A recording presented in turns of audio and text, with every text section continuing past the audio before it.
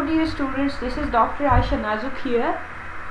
Today we are going to start chapter number 6 of Gujarati and Porter book that we have been following throughout this playlist. And shortly in the coming few slides I'll also discuss how you can download this book online. So chapter number 6 is about the extensions of the two variable regression model. In this discussion or in this scenario, we are still focusing on the case when we have only one dependent variable and one independent variable. So the contents of this lecture will encompass the regression through the origin, the concept of the regression through the origin that we will shortly discuss in detail, which is basically a model without the intercept term. So we'll discuss the mathematical details of that model and the repercussions of dropping the intercept term from the model. Second, we will discuss about the units of measurement, that is how the y and x variable, that is the dependent and independent variable, how they are measured and accordingly how they are interpreted. We will also consider the question of functional form to some extent and how we can interpret the regression results for different functional forms. We will to some extent also discuss the models that are linear in parameters but not necessarily in the variables. But predominantly the lecture is focused on the first 3 points. For the discussion on the last point, you may refer to further contents of chapter 6. So we will predominantly we will be covering the 3 points, the first 3 points in this video lecture. First of all, let me develop some background concepts or some definitions that shall enable you in understanding the discussion in the example that follows. I might have discussed any other example, but the reason I focused on an example from the finance is because of two factors. One, this is an important example of chapter 6 and you can find the detail on this example in the book. So I wanted my students to make best use of the textbook. So this is the reason I am following this example. And the second reason for following this example is I take this as an opportunity to introduce some concepts of finance, so that those of you who are interested in financial economics, they will find these concepts really useful in future. So the first terminology that we are going to explain is the concept of a risk premium.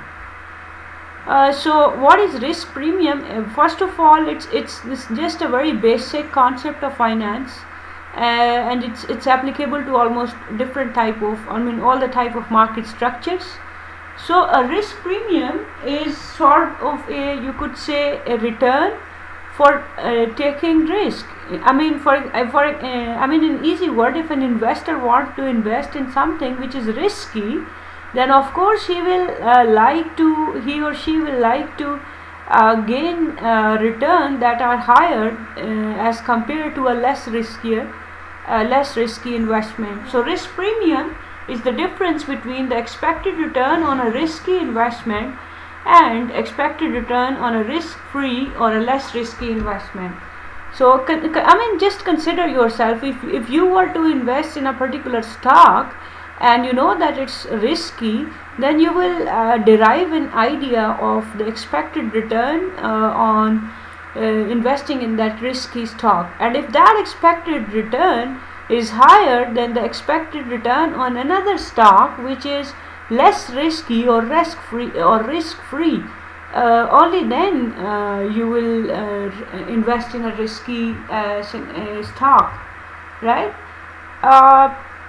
You might be wondering that why would one invest in a risky stock, but for that you can dig deeper into the other concepts of finance which talk about Sometimes higher risk is also correlated with higher return.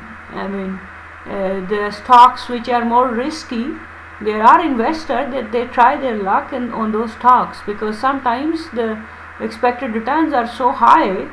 The returns are so high that people like to take risk.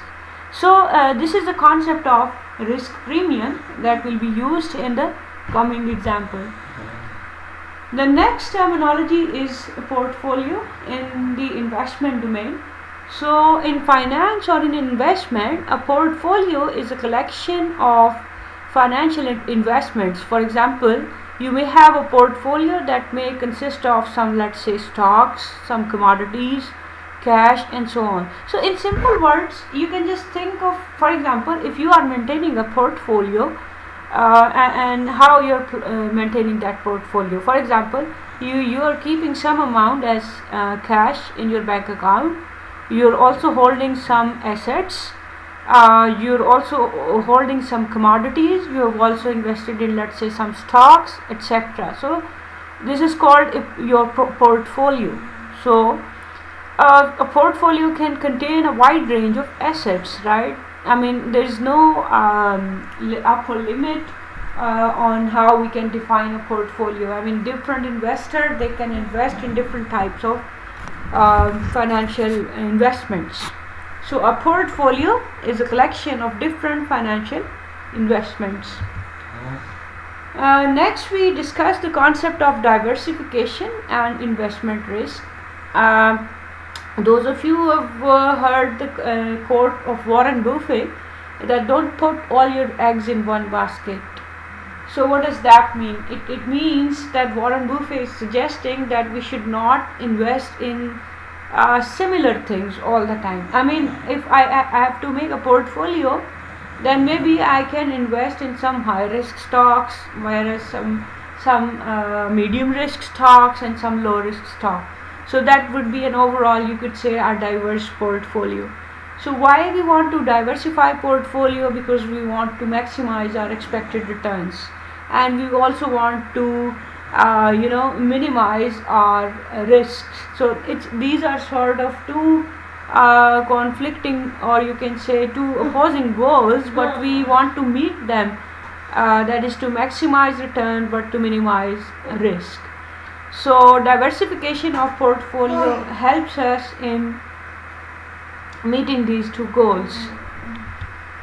Next concept is, what is volatility? Volatility is a statistical measure of the tendency of a market or security to rise or fall sharply within a short period of time. So you can see that volatility is simply related to variations. So if the variation in, let's say, stock prices or stock returns, if the variation in stock returns are they change a lot within a short period of time. That is, for example, if there is a stock on day 1, its returns are very high, whereas on day 2 the returns are very low, and then day 3 again very high. So you see there are rise and fall quickly. So if there are rise and fall in the stock returns very quickly, then we call that stock as volatile. And how we statistically measure volatility? We measure it by calculating standard deviation of the return of an investment. So if the standard deviation is very high, we generally can say that there is more variation.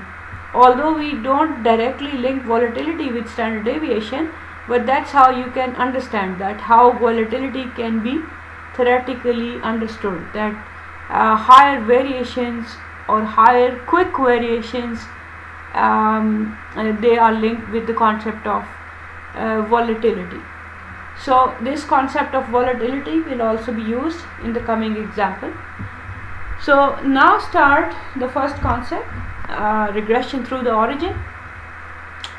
As you can see that in this regression line that I have mentioned here, notice that there is no intercept term here. We just have the dependent variable is equal to slope times the independent variable plus the random error term. So in this model the intercept term is absent or it is 0. So that's why we call it regression through the origin, that I will also show graphically that this line passes through the origin. So just as an example, let's consider the capital asset pricing model, and this is one of the basic models of finance, and this was the reason that I was discussing key terminologies of the KPM model, or the key terminologies related to the KPM model. So the KPM model of modern portfolio theory, and how is it mathematically expressed? It is expressed as follow: ERI minus RF is equal to beta I into ERM minus RF, where ERI is the expected rate of return on the ith security. So you see this is the expected rate of return in the ith security, whereas RF is the risk-free return. So this when we were talking about risk premium, remember what we said, that the investor would like to calculate the risk premium, and how will it be calculated? By taking the difference between the expected rate of return on a risky stock minus a risk-free stock. So this is the right hand side, in fact the left hand side, or the dependent variable is in this term captures the risk premium. So risk premium is a function of, or it is equal to beta I times ERM minus RF. So now this beta I, do not think that this is a slope coefficient, because this equation 6.1.2, this equation is not regression equation. This is simply the expression for the KPM model. So what is beta I? So the beta I, or the beta coefficient, is a measure of systematic risk, that is some risk that cannot be eliminated through diversification. When I discussed the concept of diversification, I told you that investors tend to diversify their portfolios so that they can minimize some risk. But there are some investment risks that cannot be minimized even through diversification. One example is, if there is an overall market crisis, no matter how diverse your portfolio is, you will still face a loss in terms of a lower stock returns. So beta I is the measure of systematic risk.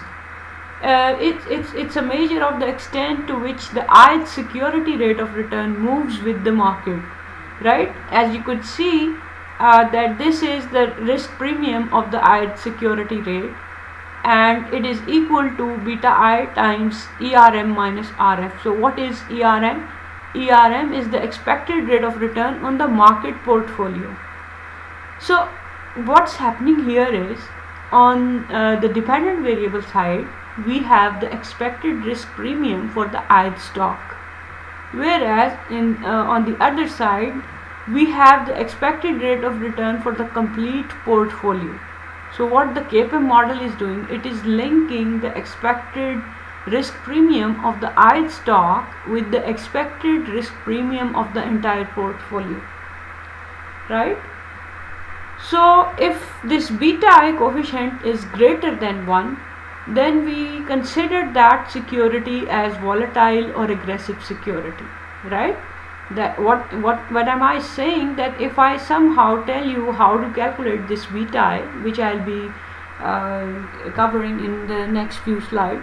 So let's say if we calculate or estimate the value of beta I, and if beta I is greater than 1, then we will say that this particular stock is, or security is, volatile or an aggressive security. Similarly, beta I less than 1 suggests a defensive security. So as I already told you that this beta I coefficient, this is not slope, because you see this is not regression equation. This is simply a mathematical model which is linking the expected risk premium of the ith security with the expected risk premium for the complete portfolio. Okay, so if capital markets work efficiently, then KPM postulates that the ith security expected risk premium is equal to that security's beta coefficient times the expected market risk premium. So if the market is working efficiently, then the KPM model will hold. And how you will see that it holds by calculating the expected risk premium for the ith stock, expected risk premium for the entire portfolio, and then multiply by beta I, and you see whether the left hand side and the right hand side they become equal or not. Anyhow, this lecture is not about how we can check whether the KPM model holds or not, because that will be a digression from the contents of the lecture. The reason I have discussed KPM model here is you can see that once we will try to make an empirical regression model for the KPM equation, it will be free of the intercept term, because you could see that there is no constant being added here. We just have a constant which is multiplied. So we can, for empirically, we can define or we can construct the previous equation in the form of following regression setup. So Ri minus Rf. Now notice one thing, that once we were discussing the KPM model, we talked about expected rate of return on the ith security. But it's not very easy to calculate the expected rate of return. So once we run the regression, we use the actual data on the return of the ith stock minus the rate of return on a risk-free stock, and then similarly we replace this ERM, which is the expected rate of return on the complete portfolio, by the actual rate of return on that complete portfolio, minus RF is same, which is the risk-free rate of return, and UI is as usual the residual term. So if the KPM model holds, then you can see that this equation 6.1.3 will be an appropriate expression. What if I write this instead of this equation? If I write the equation which is 6.1.4, the only difference is here I have introduced the intercept model. So the only difference between these two models is this first equation is suggesting that the KPM holds, that is the capital asset pricing model holds. The second equation is called the market model. So if we run the market model and the intercept term comes out to be 0 or so low, you can say that we can say it's not that significant, then we will say that the KPM model holds. Anyhow, so if KPM model holds, what you will, you can, how you can check, you can plot the value of Ri minus Rf against beta I, and if that line passes from 0, it means that the KPM model holds. We still haven't covered the calculation of beta I. I will shortly cover how we can calculate these beta I. Okay. So as I said that to calculate beta I, what we can do is we can run a regression, which is in the language of modern investment theory, it's called the characteristic line. And how beta I are calculated, you simply regress RIT on RMT, where RIT is the rate of return on the ith security for time period T, and RMT is the rate of return on the market portfolio in time period T, and UT is as usual the random error or the stochastic disturbance term. So once you run this regression, of course you'll get the value of the slope coefficients beta I, and so why the symbol is beta I, that is, for example, if you run this regression by using, for example, the full data for the first security, right? For example, you may have 10 years data for the first stock, so you will regress run this regression line for the first stock, so you'll get beta 1. Similarly, once you run this regression line for the second stock, then you will get beta 2. So on you will get all the values of beta I, right? So by using this regression you can find the values of beta I. Anyhow, so in this characteristic line model, the beta I or is known as the beta coefficient of the ith security, which we just said that it's a measure of systematic risk. So this model will help you calculate beta I, and then you can run this equation, which is 6.1.4. anyhow, so this was one example where we discussed the idea why sometimes we are interested in running a intercept free model. For more scenarios in economics, you can check page 148 to 149 of Gujarati and Porter book. As I said that this book is easily downloadable from the Genesis library. You can watch my video on how to download books from Genesis library, whose link is in the comment section.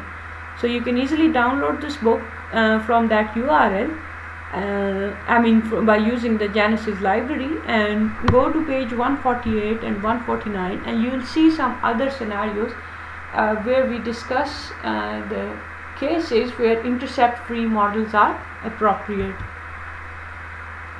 Next we discuss the idea of the estimation of intercept free model or regression through the origin.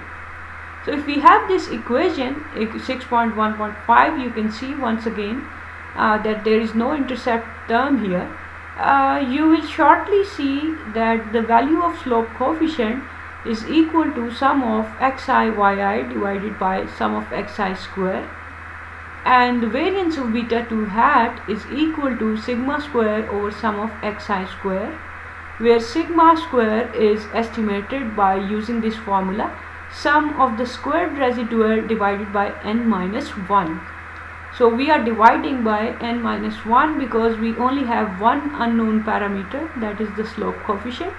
So this will give me an estimate of the variance of residual term, or sigma square. So once I had sigma hat square, I can easily calculate variance of beta 2 hat, because of course you have the data on x, so you can easily calculate sum of xi square. So these are some of the mathematical formulas that are used in the intercept free model. So let's say we want to derive the least square estimator for the intercept free version of the regression model. So if we have the intercept free model, then the residual square, remember that in ordinary least square we always minimize the sum of squared residuals. So residual will be actual value of y minus fitted value of y. So if you go back here, you can see that this is your expression, original expression. So ui hat is simply yi minus beta 2 hat times xi, simply by rearranging this equation a bit. So now we have sum of squared residual. If we have to minimize with respect to the slope coefficient, so we differentiate this with respect to beta 2 hat, and we'll get simply this equation by applying the simple power rule. So power into function power minus 1, so 2 minus 1 is 1, and then the internal derivative with respect to beta 2 hat will give this term's derivative as x minus xi. So now next we will equate it to 0, and you will simply see that beta 2 hat becomes equal to sum of xi yi over sum of xi square. And now we substitute the population regression function, or PRF, for the intercept free model version. So yi is equal to beta 2 xi plus ui. So you can simply see, although we have already covered this to a much extent in the last videos, but just notice that in population regression function we don't have any hats on the parameters, because PRF uses full data, and the purpose of regression is to estimate this PRF, right?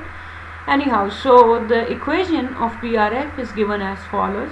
So if we put the value of this PRF or yi from the PRF, and then you can simply see that the value of beta 2 hat becomes equal to beta 2 plus sum of xi ui over sum of xi square.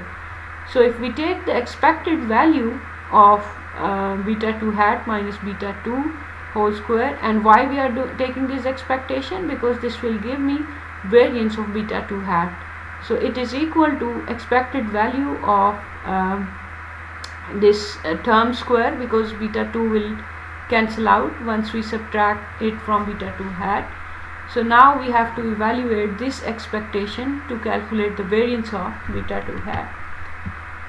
So expected value of this is equal to, you can simply see that the expected value is not applied on constants or things that are not random. So you know that the x variable, by definition, they are considered to be non-stochastic, or in other words, they are not random, or they are fixed. They are not random factors, these are fixed factor, as we discussed in the previous videos. So the expectation sign is only applicable on the UI part. So if we rule out, by the way, this is an expectation on the summation. Just my due apology that there is a square missing here. There should have been a square here, UI square. So expected value of UI square means its variance. Why?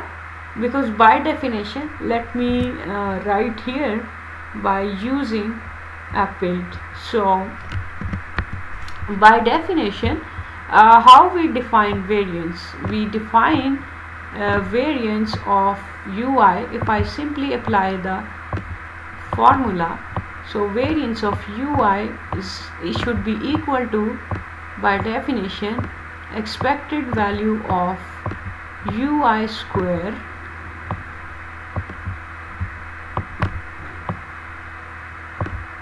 minus expected value of UI whole square, right? But expected value of UI, you know that the average of residual is always 0, right? So this term will become 0, and we will be left that variance of UI is simply equal to expected value of UI square. So expected value of UI square will be its variance, which we defined by definition is represented by the symbol sigma square. So variance of beta 2 hat in a intercept free model is equal to sigma square over sum of xi square, which we just mentioned in the last few slides. Okay, so one important restriction, that in intercept free model, the only restriction that we impose is that the sum of UI hat times xi is 0, right? What am I saying? That in regression through the origin, we can't have both sum of UI hat xi and sum of UI hat equal to 0, right, as compared to the conventional model. So that means the only condition which is satisfied is that the cross product of UI hat and xi is 0. Anyhow, so this was the derivation of variance of beta 2 hat and which mathematical restrictions are applicable on the residual term. The second important thing about the regression through the origin model is that the conventional R square is not appropriate for regression that do not contain the intercept. Why? Because the conventional R square is different. The formula of the conventional R square is different than this R square. I'm not expecting that you should know how to mathematically derive the formula for raw R square, but I do expect that you go and compare this formula with the conventional R square formula, and you'll notice that there is a difference between this one and the conventional R square formula. So it means that the R square value from a intercept free model cannot be compared with the R square value in a model where we have intercept, right? What am I saying? That the R square value in the model which do not have an intercept cannot be compared to the R square value in a model where we have the intercept.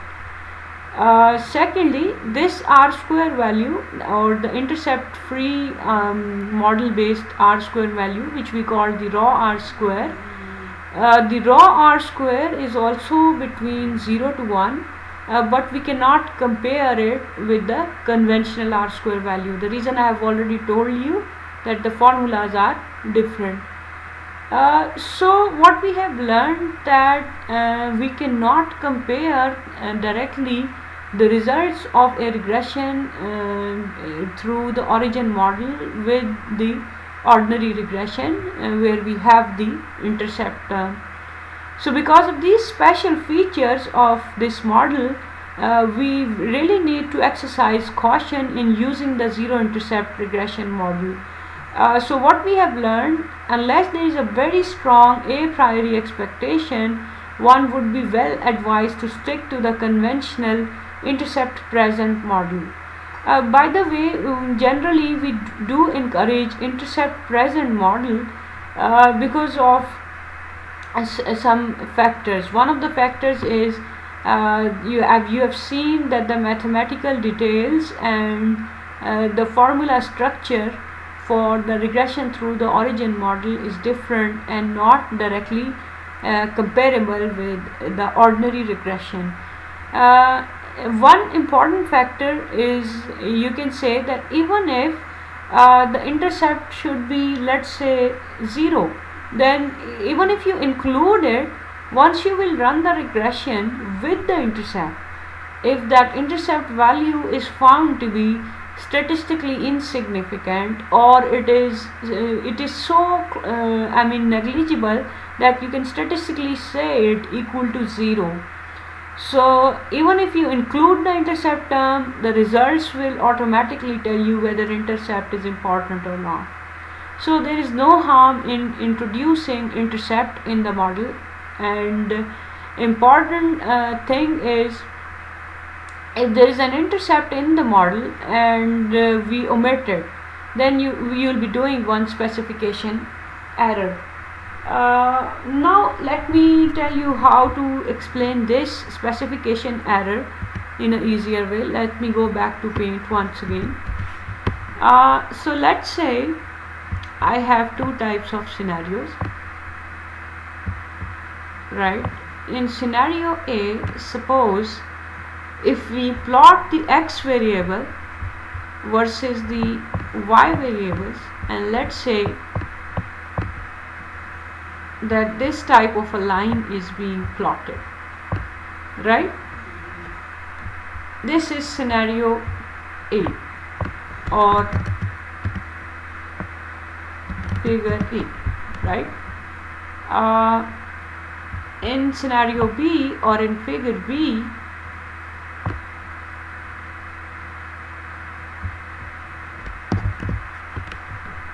due apology,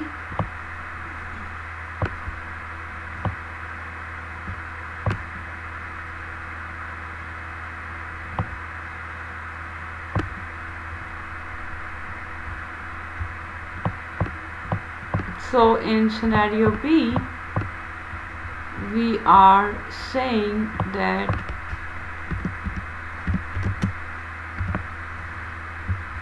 so now you can see that if figure A is you make the plot, and this is figure A, make the plot of scatter plot, and you see now the actual pattern of the data suggests that there is no intercept in the model.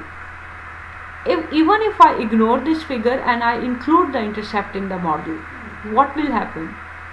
The value of the intercept will be so negligible that statistically you can say that it can be treated as zero, right? But what happens if this is the actual scenario, and still I do not include the intercept? Let me write it here. What am I saying clearly? Suppose in figure A, if suppose figure A is the actual scenario, and I run a regression with intercept, then what will happen? The intercept shall be negligible and can be treated as zero statistically.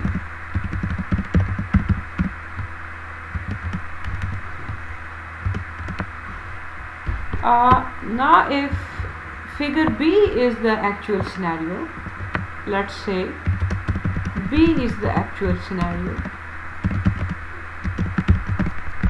and I run an intercept free model,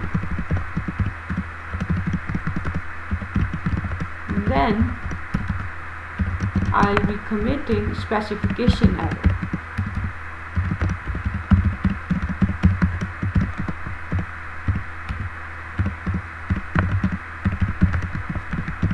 Right? So this is the reason it's always advisable to include the intercept term in the model, because even if the intercept is zero, your results will automatically portray that. So then the question arises, why do we study the regression through the origin model?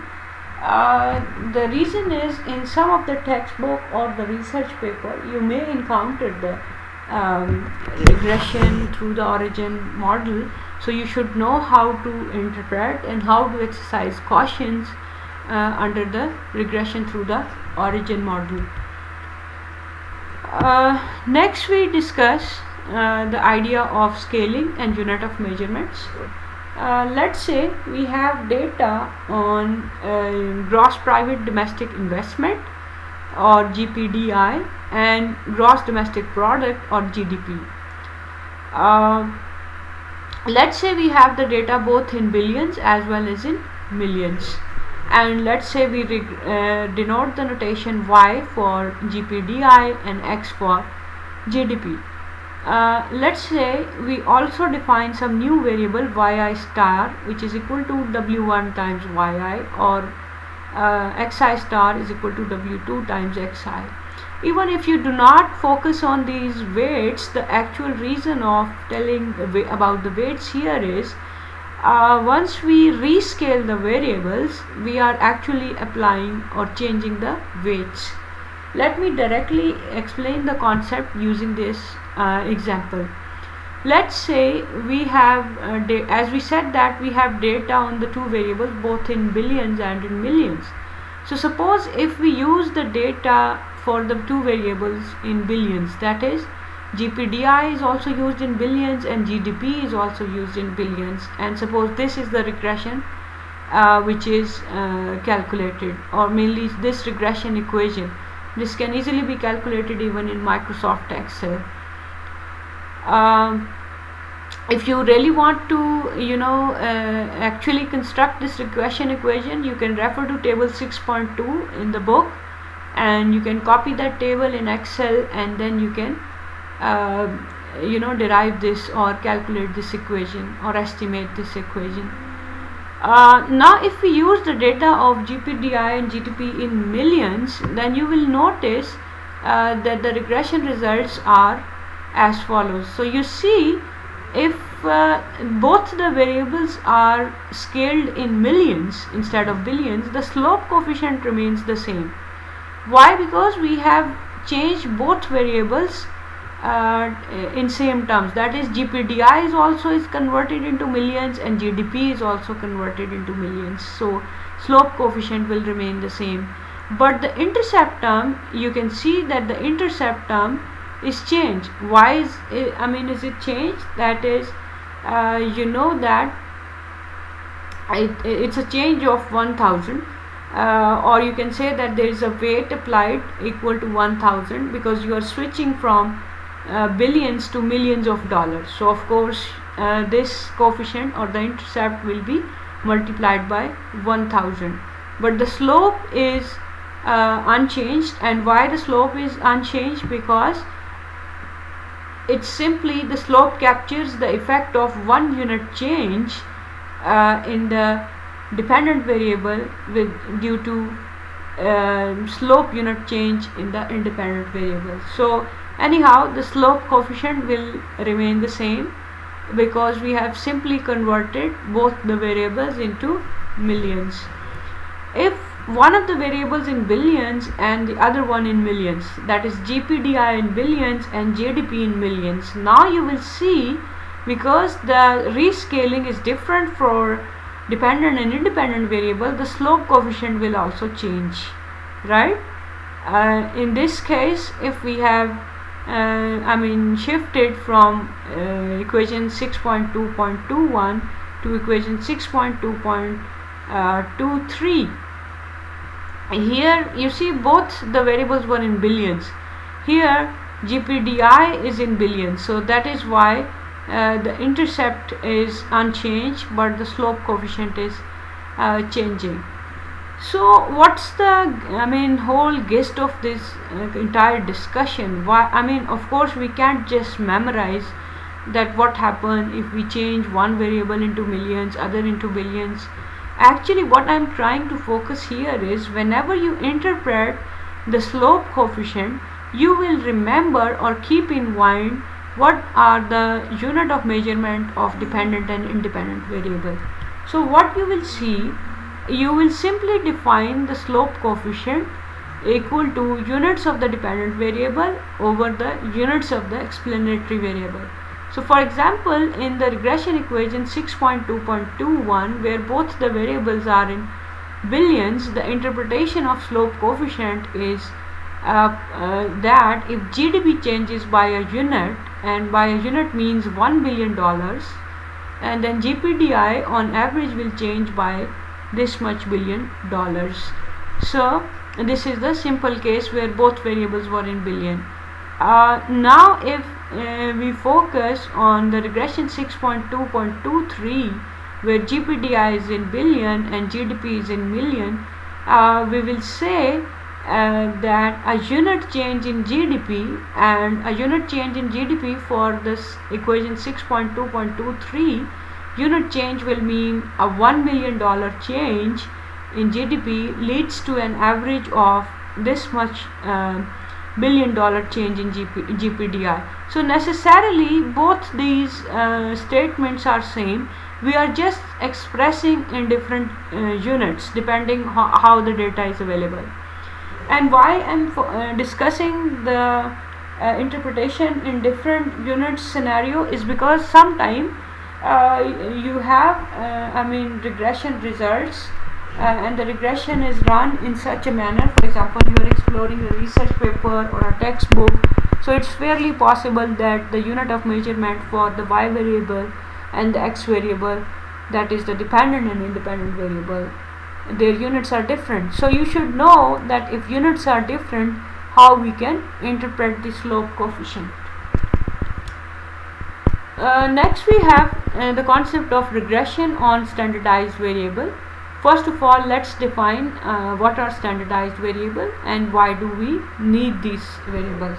First of all, we define a standardized variable equal to, let's say for example, yi star is the standardized variable. How is it calculated? You calculate the mean of y and you call it y bar. You calculate the standard deviation of y and you call it sy. So then from each value of y you subtract the mean of y and then you divide by the standard deviation of y. So if you have, let's say, 20 values of yi, you will get 20 values of yi star. Similarly, you can get xi stars. So now both the dependent and independent variables are in standardized terms. So what is the benefit of running the regression in standardized terms is that you can interpret them in a relatively, you can say, mathematically simple way. So one important thing is, instead of running the actual regression on the actual data, we construct the standardized variables and we run regression on the standardized variables. So you will notice that once we run regression on the standardized variables, the beta 1 star or the intercept term will become 0. And why will this become 0? Because once we standardized everything, this beta 1 star or the intercept will also be standardized. So the regression involving standardized regressant and regressor, that is the regression involving the standardized dependent and independent variable. No matter whether you mathematically understand this or not, you should practically have an understanding that whenever we use the standardized variables and we run the regression, automatically there should not be any intercept term in the model. So how we interpret the beta coefficient for the case of standardized variable? The interpretation is that if the standardized independent variable increases by 1 standard deviation, the standardized value of dependent variable increases by beta 2 star or whatever the slope value is, standard deviation units. So you see, one problem of the standardized regression is that you have to interpret it in standard deviation units. So if not a problem but a property. So if you can you find it suitable to express your results or interpret your results in one standard deviation form, then you can use the standardized regression models. So unlike the traditional model, we measure the effect not in terms of the original units but in terms of the standard deviation units.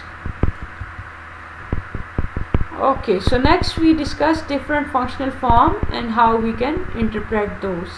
So first of all, let's say if we focus on the log linear model or the exponential regression model, let's say if the true relationship between the dependent and independent variable can be modeled using this expression, if I take the log on both sides, then by virtue of the property of the log or natural log, which is ln yi, so I can take, if I apply ln here, by the virtue of the property of ln, the natural log will be applied on all these terms separately. So natural log of beta 1 plus natural log of these terms. But there is another property of natural log, that whenever there is something in the power, it comes out of that whole variable.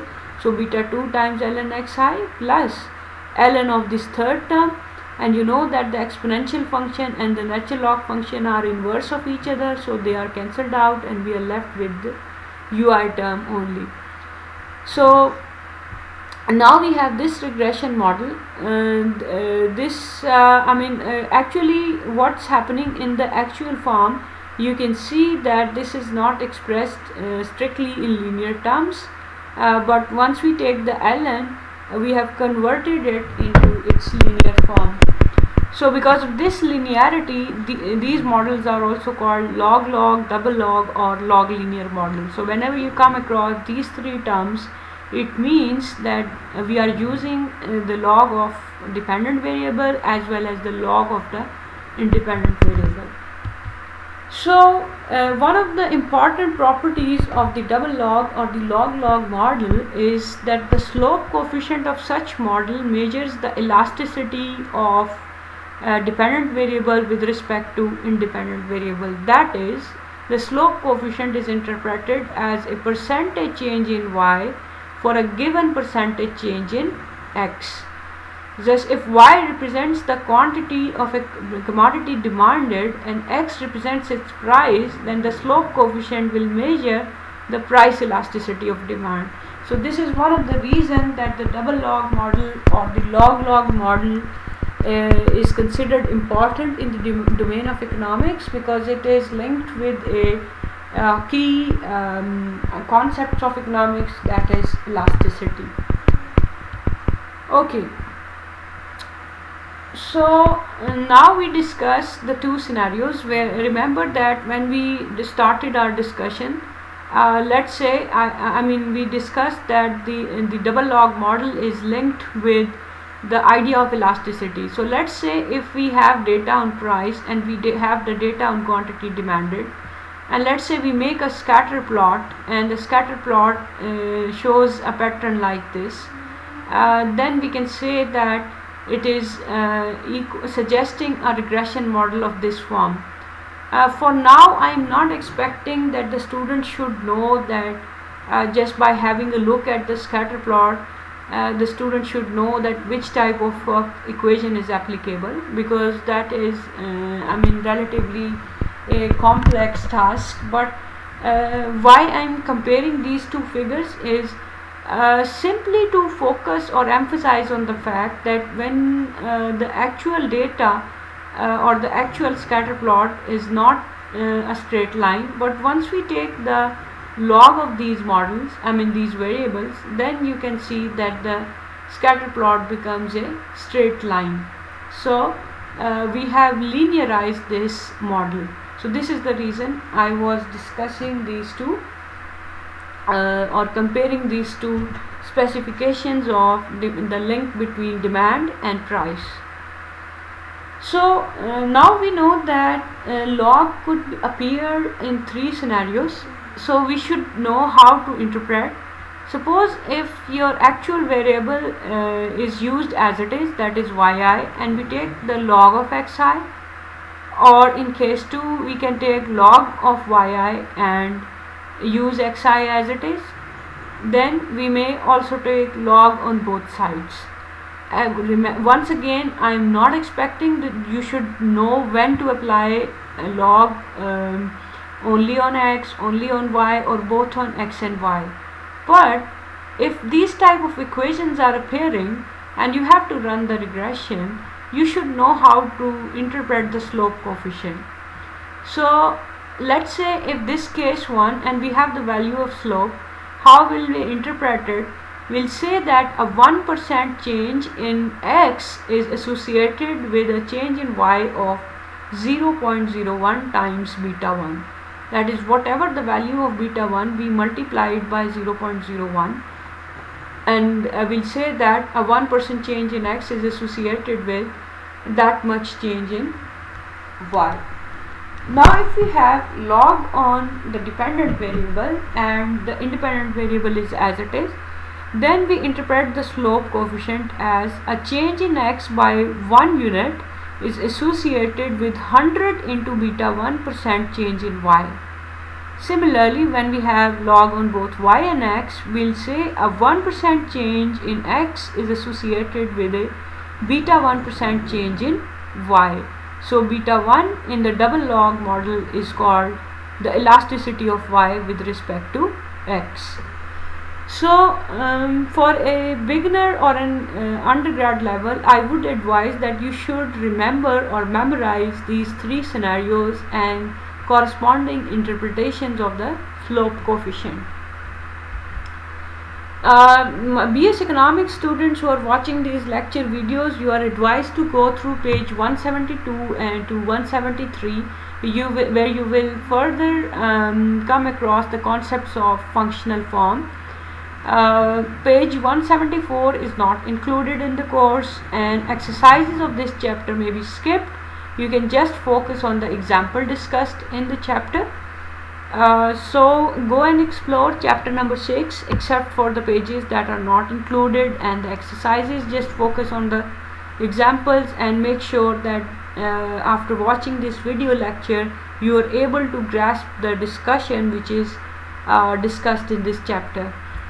So thank you, dear viewers, for watching the video, and those of you who first time landed on this channel, please subscribe to this channel, Rauha. You can I'm a faculty member at Nask University, so here is my email address as well and my Facebook link, so you can always develop a professional connection with me, so you can explore interesting playlists in this channel. We have different type of playlists. Some are on statistics, we have playlist on econometrics, and then we have some very interesting playlists like videos on positivity. We have playlist on humor and comedy as well. So this is a holistic hub where you can enjoy learning resources as well as some alternative entertainment resources as well. So thank you for watching the video, and hope to see you in our next video very soon.